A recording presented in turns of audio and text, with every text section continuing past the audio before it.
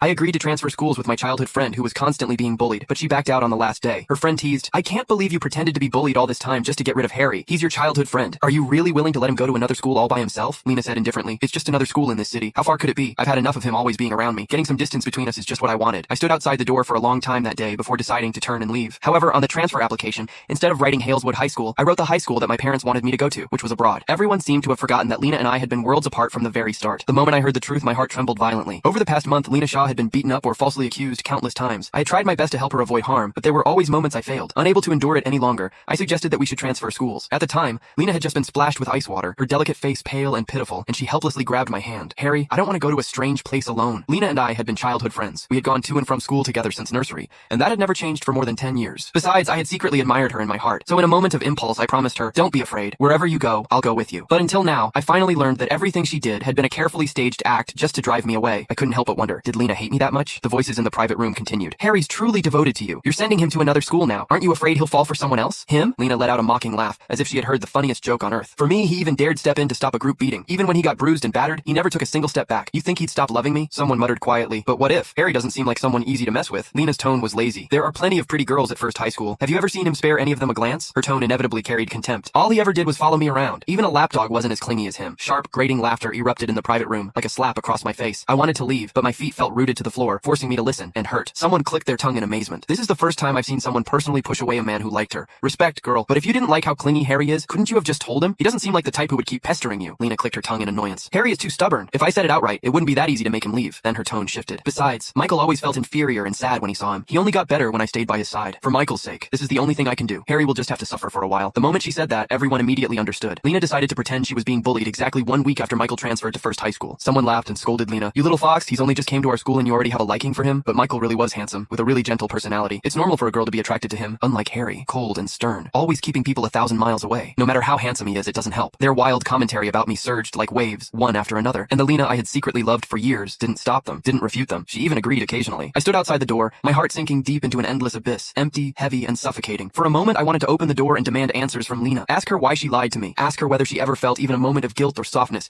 watching me get beaten while protecting her. Ask her if she ever thought about our more than 10 years of friendship before doing all this. But in the end, my mother's voice echoed in my ears. "Don't do unnecessary things. A person wouldn't change overnight." I turned around and left that private room. Thin, continuous pain registered belatedly. Originally, I would not have been so upset. I told myself it was just a betrayal by a friend, and that it was no big deal. But the line called friendship was the one Lena had chosen to cross first. The day we decided to transfer schools together, she pulled me to a bar to drink and celebrate our liberation. Ambiguous lights lingered around us, and I watched the person I had quietly liked for years and felt a little dazed. So when she leaned in and kissed me, I did not refuse. Affection suppressed for years had suddenly run wild in an instant. I could not contain myself and blurted out, "Lena, what are we now?"